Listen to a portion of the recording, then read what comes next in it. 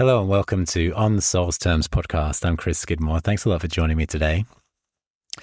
Now, this episode will be an attempt to give more scaffolding to the MC and the 10th house.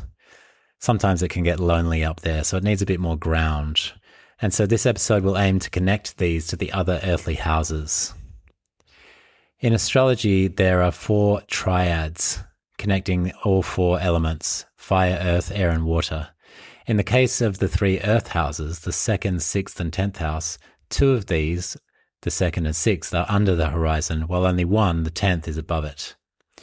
When life is going well, the 3 houses that share the same element are flowing between each other. In the case of the earth houses, this means our resources, our work, and our calling are all in rhythm, one feeding off the other. Of course, in our lives, this is often not the case. We may find ourselves struggling with 1, 2, or all 3 of these parts. That's where fairy tales come in. They often amplify for us the image of something not going right.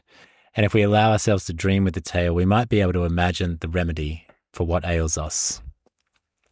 Our fairy tales today will ultimately explore all 3 houses and themes within them, as well as the IC, our root system at the bottom of our chart. The stories are from the Grimm collection, no surprise there for regular listeners. The very well-known Rapunzel will be first up, followed by the lesser-known story of the Six Swans. To get you ready for them, here's a brief refresher on the 2nd house, the IC, and the 6th house. The 2nd house is associated with Taurus and its ruler Venus. In this house, we are growing from the first spark of the 1st house and beginning to grope around for what is ours to hold. This starts with our body as we begin to feel at home there through the senses. It's in the 2nd that we seek out our sense of security and safety.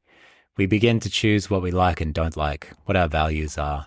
It's our relationship to money and resources and gives us our sense of self-worth. In this house, we're moving toward the feeling of enoughness, but can experience the edges of that, too much or not enough. As Plato said in the Symposium, Eros is the relationship between poverty and resourcefulness. Our intrinsic life force in the 2nd hinges on this tension point. If we sense in the 2nd that we don't have enough, it may give rise to an insatiable desire, the sense that we just need more, more, more. We will be exploring this at the beginning of Rapunzel, where a man and a woman long for a child. This longing then gets transferred onto the precious root vegetables that belong to the enchantress next door. As you can imagine, all hell breaks loose once they steal those roots, the rampion, otherwise known as Rapunzel. This image of the root takes us to the IC. It's our family system, our ancestors, our connection to home as a lived reality and as an inward felt sense. At the IC, we tend to the hearth. It's a quiet and soulful place away from the world for our own introspection. It's down here that we develop our roots that then grow up and out, naturally moving towards its opposite, the MC, as we wrestle with our angel to find our place in the world. In the story of Rapunzel, we have a lot of images of ups and downs. The rampion does its work underground, which leads to a girl being named after it and taken by the powerful enchantress. On her 12th birthday, as she moves into adolescence, she is put in a tower and kept away from the world. Her hair shines bright, a sign that she has a strong Midheaven to live out in this life, but the devouring mother won't share her with the world. In the tower, we get the opposite feeling of the rampion. We are cut off from the roots up here. The golden hair shows off her special gift and talent, but she's cut off from the world, unable to relate and unable to deepen her experience through the soul. She becomes an image of all spirit, no soul, all MC, no IC. The other house of support for the 10th is the 6th house, the house associated with Virgo and the planet Mercury. It's just under the western horizon of the chart. It's not yet seen, but it's in preparation mode. Here we do our work. It's not glamorous, but this kind of work is necessary if we are to keep our ground amongst the heights of the 10th.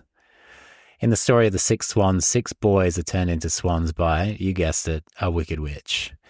The young sister is the only one who remains. For 6 years, she must sew 6 shirts to redeem them and bring them back to human form.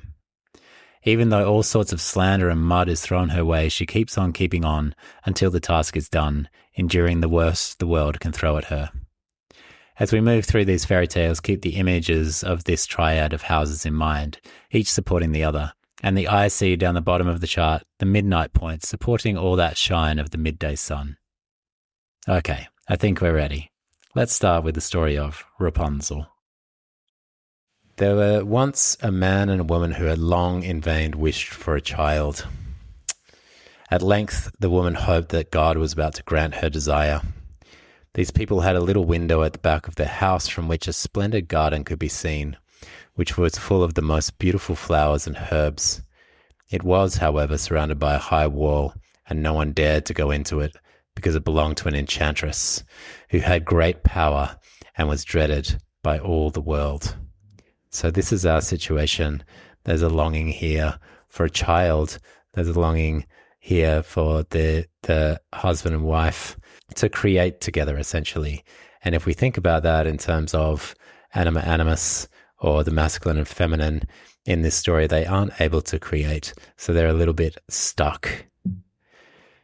And one day, the woman was standing by this window and looking down into the garden when she saw a bed which was planted with the most beautiful rampion, which in brackets has Rapunzel. So rampion is, as I said, that root vegetable. And it looked so fresh and green that she longed for it and had the greatest desire to eat some. This desire increased every day, and as she knew that she could not get any of it, she quite pined away and looked pale and miserable. So here is a deep, deep longing happening for her. She recognizes that there's something that she cannot get, and then she wants it, and her desire for it is growing and growing. So this is why in that triangle where we have the second house of our resources and our things and our stuff and our possessions, this is where the second house comes into the story as one of the places that is a supporting beam, in a sense, to the 10th house. And then her husband was alarmed and asked, "What aileth thee, dear wife?" "Ah," she replied, "if I can't get some of that rampion which is in the garden behind our house to eat, I shall die."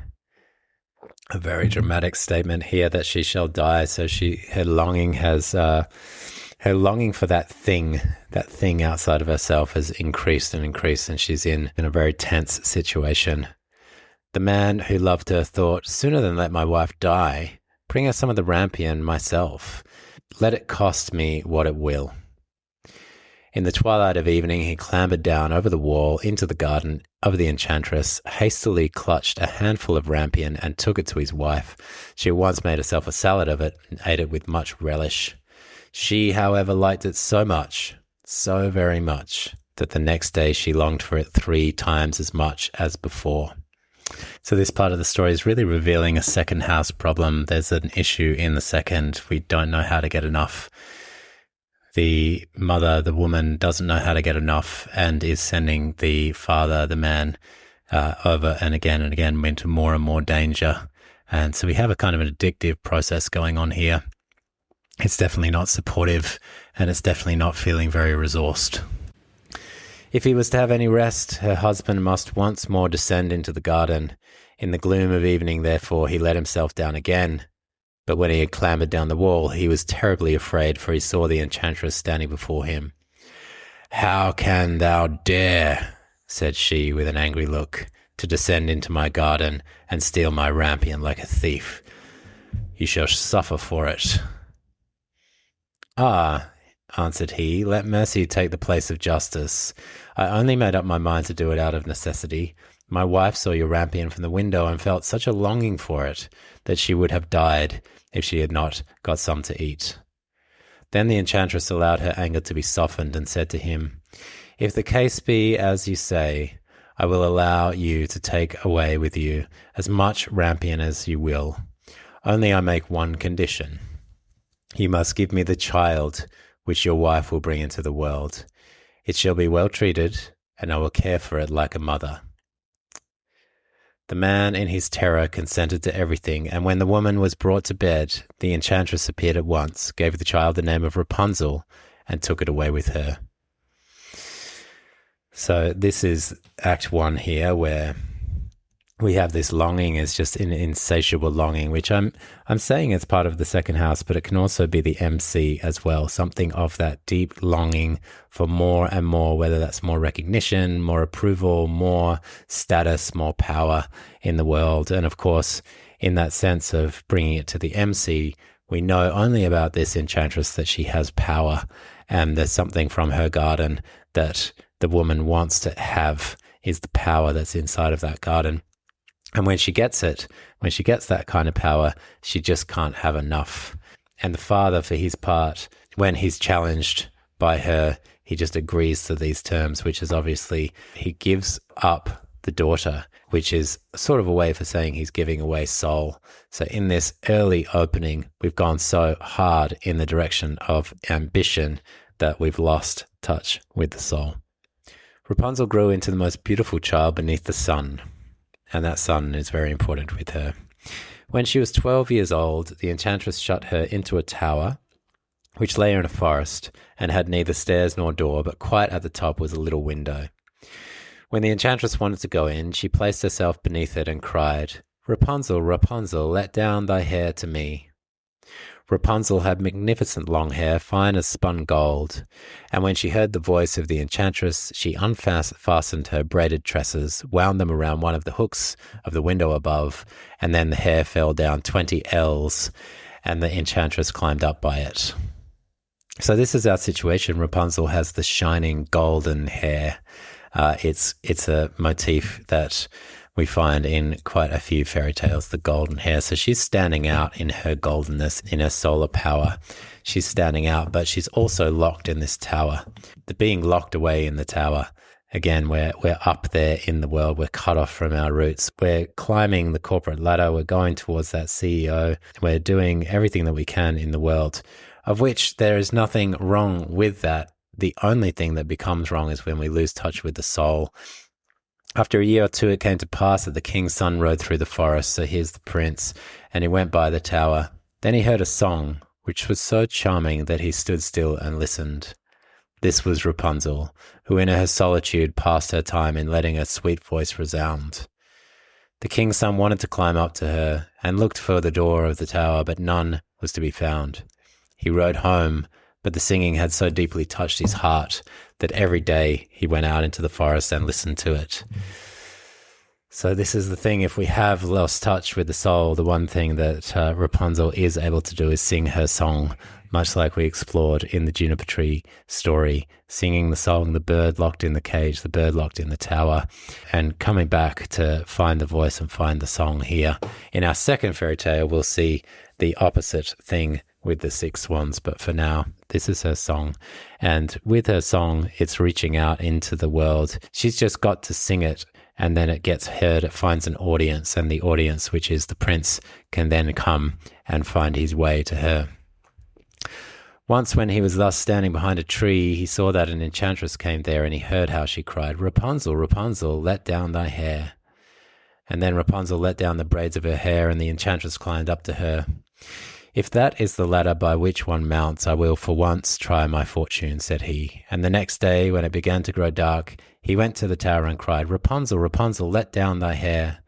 Immediately the hair fell down, and the king's son climbed up. At first Rapunzel was terribly frightened when a man such as her eyes had never yet beheld came to her, but the king's son began to talk to her quite like a friend, and told her that his heart had been so stirred that it had let him have no rest, and he had been forced to see her. Then Rapunzel lost her fear, and when he asked her if she would take him for a husband, and she saw that he was young and handsome, she thought, well, he will love me more than old Dame Gothel does. And she said yes, and laid her hand in his. She said, "I will willingly go away with thee, but I do not know how to get down. Bring with thee a skein of silk every time that thou comest, and I will weave a ladder with it. And when that is ready, I will descend, and thou wilt take me on thy horse." They agreed that until that time he should come to her every evening, for the old woman came by day. So day world, night world here. The prince is arriving by night. The witch is there by the day. The enchantress remarked nothing of this until once Rapunzel said to her, "Tell me, Dame Gothel, how it happens that you are so much heavier for me to draw up than the young king's son. He is with me in a moment." "Aha, thou wicked child," cried the enchantress. "What do I hear you say? I thought I had separated you from all the world, and yet you have deceived me." In her anger, she clutched Rapunzel's beautiful tresses, wrapped them twice around her left hand, seized a pair of scissors with her right, and snip, snap, they were cut off, and the lovely braids lay on the ground. And she was so pitiless that she took poor Rapunzel into a desert where she had to live in grief and misery. On the same day, however, that she cast out Rapunzel, the enchantress in the evening fastened the braids of hair which she had cut off to the hook of the window. And when the king's son came and cried, "Rapunzel, Rapunzel, let down thy hair," she let the hair down. The king's son ascended, but he did not find his dearest Rapunzel above, but the enchantress, who gazed at him with wicked and venomous looks. "Aha," she cried mockingly, "thou wouldst fetch thy dearest, but the beautiful bird sits no longer singing in the nest. The cat has got it, and will scratch out your eyes as well. Rapunzel is lost to you, you'll never see her more."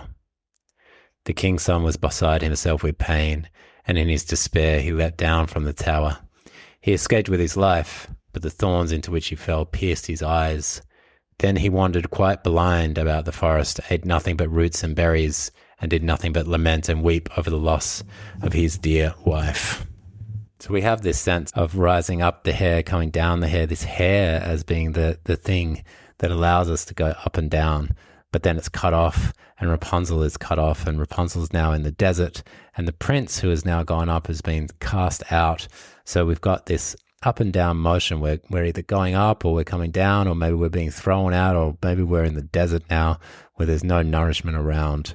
And so this is that feeling of up and down that we're having in this house, of the loneliness of the tower and of the depth of the roots. And something is just not being able to connect the two in this story so far, until we get to this deep despair and this pain and this longing that the prince is experiencing now, the loss that he's experiencing, perhaps echoing the loss of the parents in the first scene there, when they lost their child and we don't hear any more of them.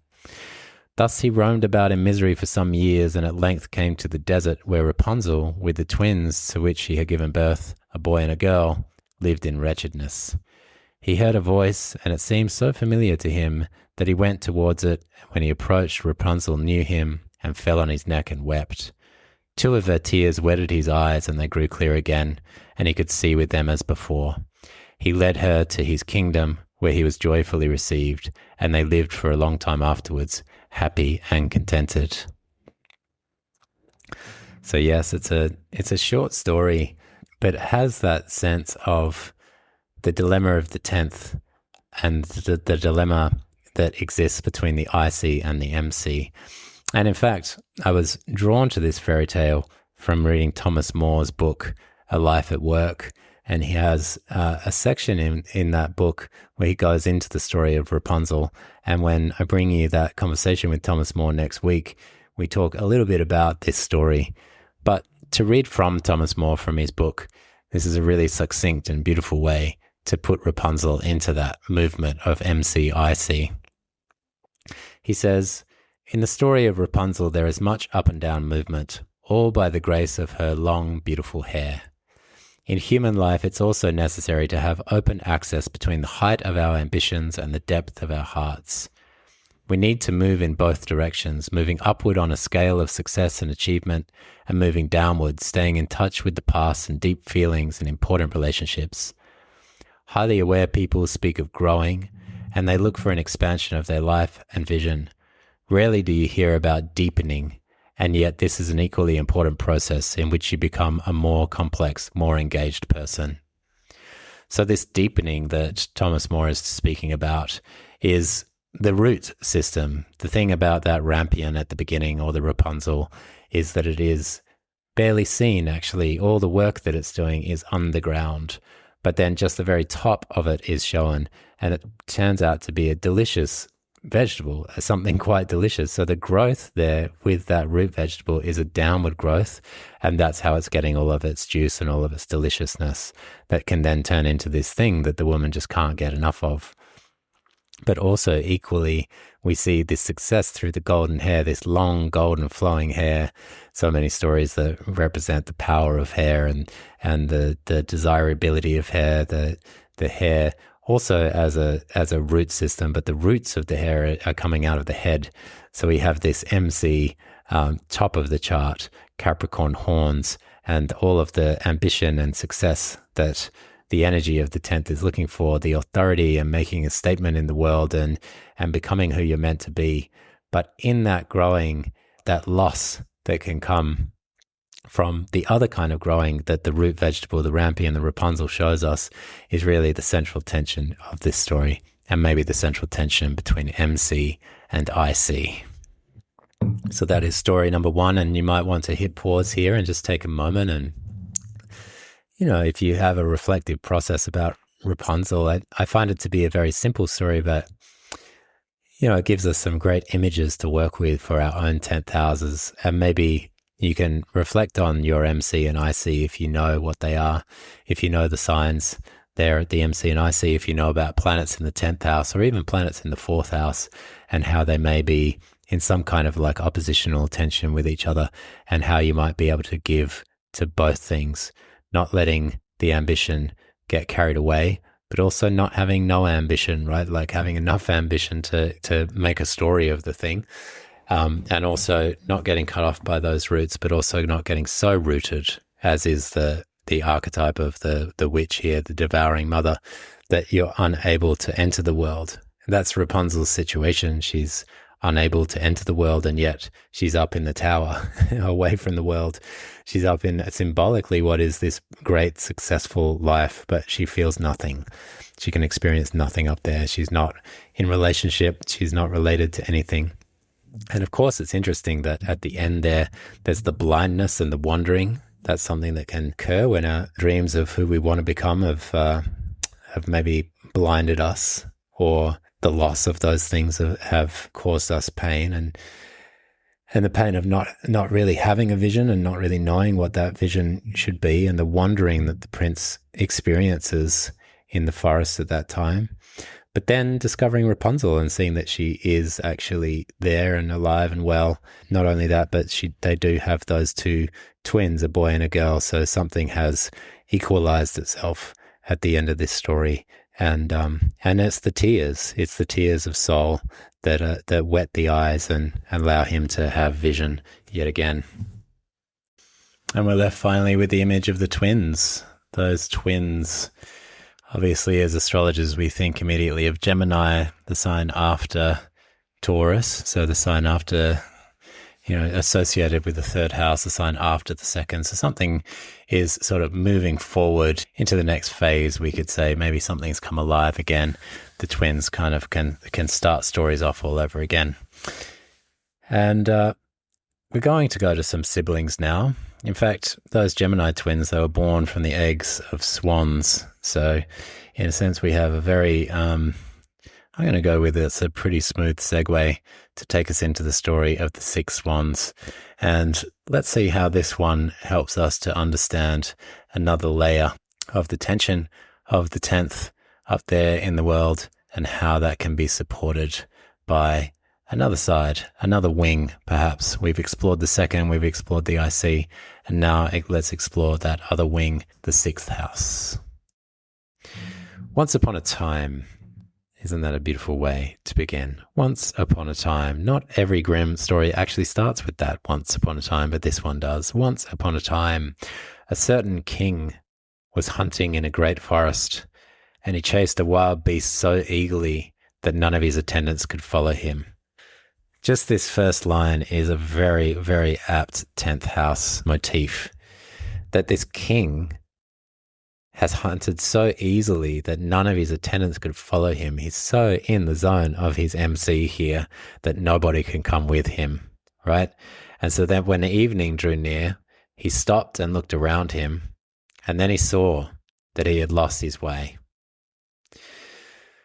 So he's been so drawn in by his 10th, so drawn in by his MC, that it has gone too far. He's lost himself. He's lost everybody. He's lost his companions that came out with him. And then he perceived an aged woman, there's our 10th house great mother, with a head which nodded perpetually, who came towards him, but she was a witch. "Good woman," said he to her, "can you not show me the way through the forest?" "Oh yes, Lord King," she answered, "that I certainly can, but on one condition, and if you do not fulfill that, you will never get out of the forest and will die of hunger in it." "What kind of condition is it?" asked the king.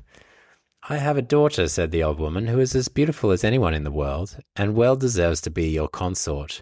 And if you will make her your queen, I will show you the way out of the forest." In the anguish of his heart, the king consented, and the old woman led him to her little hut where her daughter was sitting by the fire. So he's gotten himself so lost here that he's essentially selling something, isn't he? He's selling his heart, he's selling something of his soul. He doesn't like the feeling of this, but he's trapped in a corner. He has no options, no possibilities here, can see no other option but to agree to whatever it is that the witch is giving him. She received the king as if she had been expecting him, and he saw that she was very beautiful, but still she did not please him, and he could not look at her without secret horror. After he had taken the maiden up on his horse, the old woman showed him the way, and the king reached his royal palace again, where the wedding was celebrated. The king had already been married once, and had by his first wife 7 children, 6 boys and a girl, whom he loved better than anything else in the world. As he now feared that the stepmother might not treat them well, and even do them some injury, he took them to a lonely castle which stood in the midst of a forest. So, in a way, this is our version of the tower. They've been taken away, these 7 children, 6 boys and a girl. They've been taken away into that lonely place in the forest, perhaps again a 10th house image. It lay so concealed, and the way was so difficult to find, that he himself would not have found it if a wise woman had not given him a ball of yarn with wonderful properties. When he threw it down before him, it unrolled itself and showed him his path. So we have a very clear image here that links back to mythology. I'm sure many of you are aware of Ariadne and her thread, and that thread that she gives to Theseus in order that he can go in and out of the labyrinth. The king, however, went so frequently away to his dear children that the queen observed his absence.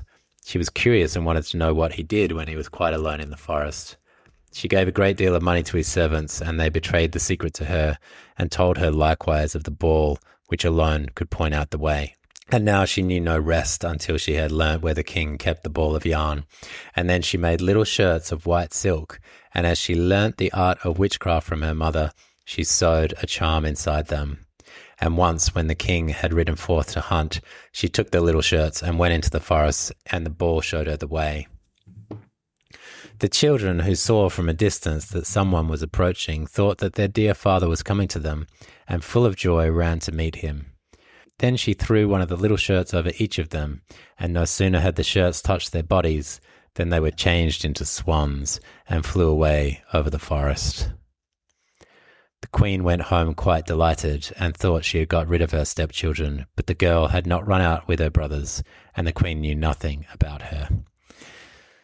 So the 6 boys have been turned into swans, and yet the girl who stayed behind has not been. So it's now her by herself in the castle, in the forest, much like Rapunzel, in a situation where she's very much isolated. And then what about this image of the swans, this typically white bird who can rest on water and it can be on land and can also fly. So these 3 realms that swans are able to move in between: the wateriness, the land and the sky, the intellect, the emotion, and the senses, and how they are liminal creatures in that way. They're also, though, as liminal creatures, they are almost like the animal version of spirits or ghosts in a way. And they're trapped now in this condition as swans, and they've had to fly away and fly away from everything that they have known. The next day, the king went to visit his children, but he found no one but the little girl. "Where are your brothers?" asked the king. "Alas, dear father," she answered, "they have gone away and left me alone." And she told him that she had seen from her little window how her brothers had flown away over the forest in shapes of swans, and she showed him the feathers which they had let fall in the courtyard and which she had picked up. The king mourned, but he did not think that the queen had done this wicked deed, and as he feared that the girl would also be stolen away from him, he wanted to take her away with him. But she was afraid of her stepmother and entreated the king to let her stay just this one more night in the forest castle. The poor girl thought, I can no longer stay here. I will go and seek my brothers. And when night came, she ran away and went straight into the forest. So this is the same theme here, where ultimately the king here has taken the side of the queen. He did not think that the queen had done this wicked deed. Who else would have done this wicked deed? But he, in his mind, is giving the queen a certain benefit of the doubt, but it's a doubt that isn't really there, or at least as the receivers of the story, we know that this is not safe for her. If the girl is taken back to the castle, there's no way that she's going to survive that. And so she says what the maiden in The Handless Maiden says, which is, I can no longer stay here. I will go and seek my brothers. So essentially embracing her exile, embracing her role as the exiled one and moving out into the world. Also, our sixth house myth is like that too, our sixth house fairy tale, Alulira, which I explored with Ryan. We explored together that idea of exile. And one of the beautiful things he said from Marion Woodman is that when we embrace that abandonment, we can live with abandon. And that is now what she does, what our heroine of the story does. She walked the whole night long and next day also without stopping until she could go no farther for weariness. Then she saw a forest hut and went into it and found a room with 6 little beds, but she did not venture to get into one of them, but crept under one and lay down on the hard ground, intending to pass the night there. Just before sunset, however, she heard a rustling and saw 6 swans coming flying into the window. They alighted on the ground and blew at each other and blew all the feathers off, and their swan skins stripped off like a shirt. Then the maiden looked at them and recognized their brothers, was glad and crept forth from beneath the bed. The brothers were not less delighted to see their little sister, but their joy was of short duration. Here you cannot abide, they said to her. This is a shelter for robbers, and if they come home and find you, they'll kill you. But can't you not protect me? Asked the little sister. No, they replied.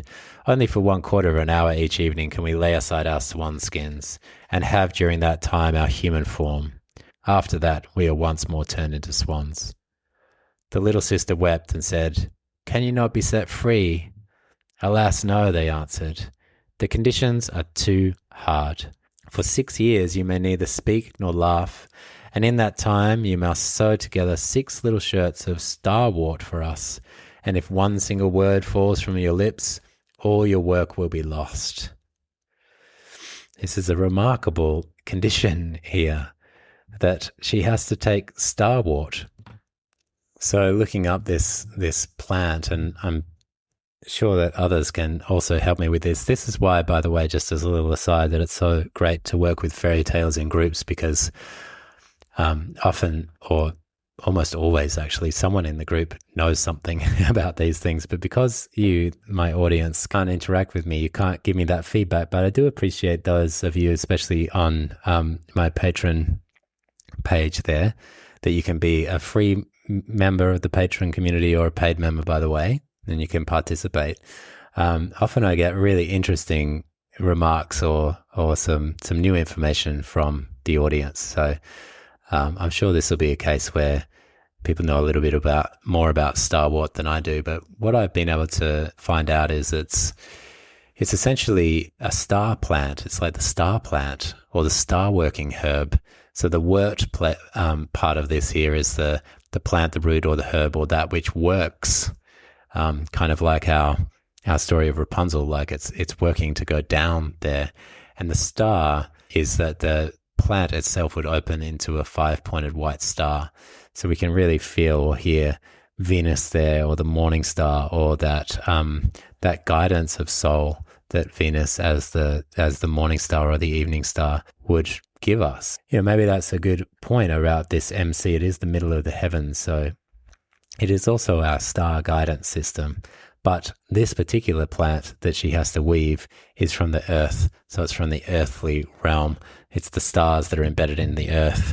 And if I was going to find a symbol that would be my particular brand of astrology and the astrologers that I really love the most, it's those that are weaving the stars in through the earthly realm, through the root system, and seeing that reflection of earth and sky that astrology ultimately is, obviously, the relationship between Gaia and Uranus.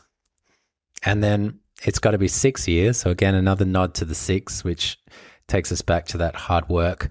And then if one single word falls from her lips, then her work will be lost. So she has to remain in that slightly underground. The 6th it's just under the horizon, the 6th house. So we get that feeling of the work that needs to be done. And this is another thing about swans. They're graceful, but there's a lot of work going on underneath. And so maybe the grace of our 10th house is fueled by the work that our little legs do under the water there to paddle away. And so when the brothers had said this, the quarter of an hour was over and they flew out the window again as swans. The maiden, however, firmly resolved to deliver her brothers, even if it should cost her her life. She left the hut, went into the midst of the forest, seated herself on a tree, and there passed the night. So she seated herself on a tree. This is literally the top of the chart here, as we explored in the last episode. She's up at the MC. The next morning she went out and gathered starwort and began to sow. She could not speak to anyone, and she had no inclination to laugh, and she sat there and looked at nothing but her work. Very 6th house. Here we go. We're just going to focus on the work here. When she had already spent a long time there, it came to pass that the king of the country was hunting in the forest, and his huntsmen came to the tree on which the maiden was sitting. They called to her and said, "Who are you?" But she made no answer. "Come down to us," they said. "We will not do you any harm." She only shook her head. As they pressed her further with questions, she threw her golden necklace down to them and thought to content them this way. They, however, did not cease, and then she threw her girdle down to them, and as this was also to no purpose, her garters, and by degrees everything that she had on that she could do without, until she had nothing left but her shift, which I take it means essentially her undergarment. So she's been stripped of everything, hasn't she? Much like the brothers have been stripped from everything. Rapunzel is stripped from her gold, and this is the time where we've got to come down from the MC, and we've got to come down back to the earth.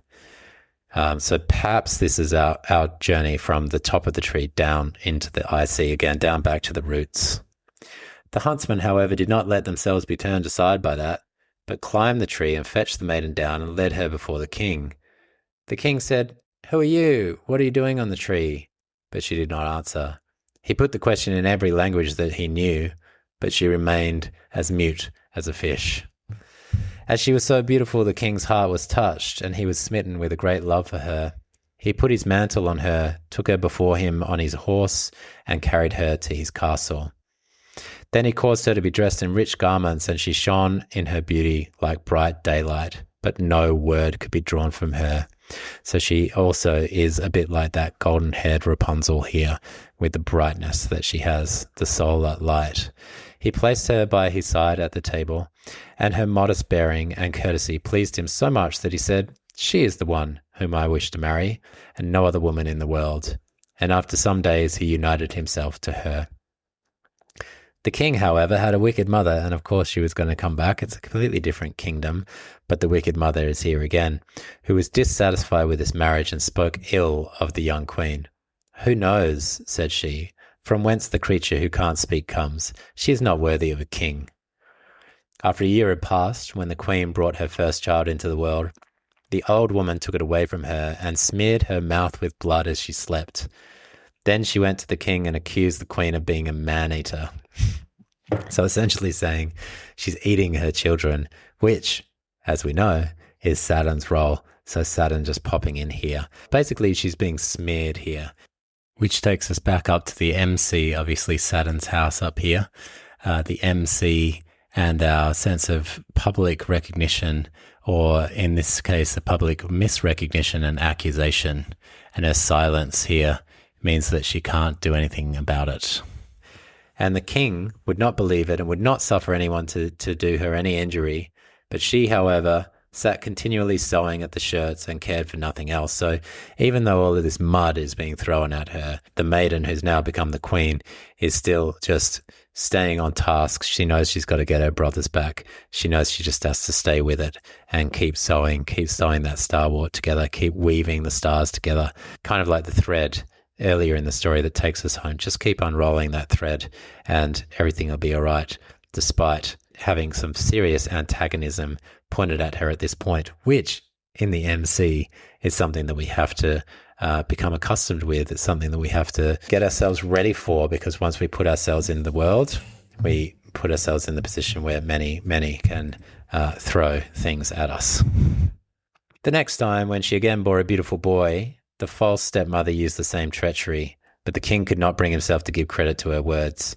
He said, "She is too pious and good to do anything of that kind. If she were not dumb and could defend herself, her innocence would come to light." So this is where there's some redemption of the original king. He's not falling for the wicked queen or the witch or the stepmother or whoever it is. He's actually staying with her and staying on her side here. But when the old woman stole away the newly born child for the third time and accused the queen, who did not utter one word of defense, the king could do no otherwise than deliver her over to justice, and she was sentenced to suffer death by fire. So death by fire, that's what it can sometimes feel like up in the top here of the chart. The fire is coming up, and the king has not been able to protect her from that, just like her brothers could not protect her from this fate. But when the day came for the sentence to be executed, it was the last day of the 6 years during which she was not to speak or laugh, and she had delivered her dear brothers from the power of the enchantment. The 6 shirts were ready, only the left sleeve of the 6 was wanting. When, therefore, she was led to the stake, she laid the shirts on her arm, and when she stood on high and the fire was just going to be lighted, she looked around, and 6 swans came flying through the air towards her. Then she saw that her deliverance was near, and her heart leapt with joy. The swans swept towards her and sank down so that she could throw the shirts over them, and as they were touched by them, their swan skins fell off, and her brothers stood in their own bodily form before her, and were vigorous and handsome. The youngest only lacked his left arm, and had in the place of it a swan's wing on his shoulder. This is an interesting image here where we've maintained or kept some of the experience of being swan. Some of that metamorphosis remains behind. It also gives us a sense of, with this MC work, with the Midheaven work, with the 10th house work, it's always going to be somewhat incomplete. There's no way to get it all done up there. The calling that the angel bestows upon us is often just too much to complete in one lifetime. It's a good one to remember. They embraced and kissed each other, and the queen went to the king, who was greatly moved, and she began to speak and said, "Dearest husband, now I may speak and declare to thee that I am innocent and falsely accused." And she told him of the treachery of the old woman who had taken away her 3 children and hidden them. Then, to the great joy of the king, they were brought thither, and as a punishment, the wicked stepmother was bound to the stake and burnt to ashes. But the king and queen with their 6 brothers lived many years in happiness and peace. Yeah, so there we have it. We have a typically grim ending here for the witch, but also this was the ending that really could have happened for our protagonist, as she was standing in that place on high as the fire was about to be lit for her as well. But then once everything was cleared up and the brothers came back and everybody was metamorphosized and the truth was revealed, and this is something that I think at the MC we really long for, the truth being revealed, she suddenly gets back her authority, her voice, her authenticity. There's a public truth that is stated, and this is where we end up at really in a high point of the 10th house, where everything becomes clear. There's a sense of redemption, and the only thing left behind is that left wing of the youngest boy, and that's just left there, I suppose, for everybody to remember next time this cycle comes around, that hopefully things can be different. So there we have it. We have 2 fairy tales that explored the 10th house today and the other earthly houses in the IC. I hope you enjoyed that, and do go to the Patreon account. The link is in wherever you're getting this podcast. The link is in the show notes there. If you click on there, you can join the patrons there. I'm now making a habit of posting each episode, and within that episode post, you can add to the comments and start a conversation. And that's always very enjoyable for me because, as I said earlier, there's always more images that come out through the audience, through those listening, than I could possibly imagine or possibly pick up. So please do come along and share in the discussion. Next week, just as that Capricorn new moon comes along into our worlds, I'll be releasing my conversation with Thomas More. Very much looking forward to that. Such an elder, such a privilege to have him. He was such an inspiration for this episode as well, with his story of Rapunzel as he explored it in a life at work. So definitely come back in and tune in for that one. It's a really wonderful conversation. I enjoyed it immensely. Thank you for listening to On the Soul's Terms podcast. To support the show, please consider leaving a 5-star review, sharing with friends, or becoming a patron at patreon.com/onthesoulsterms. Until next time.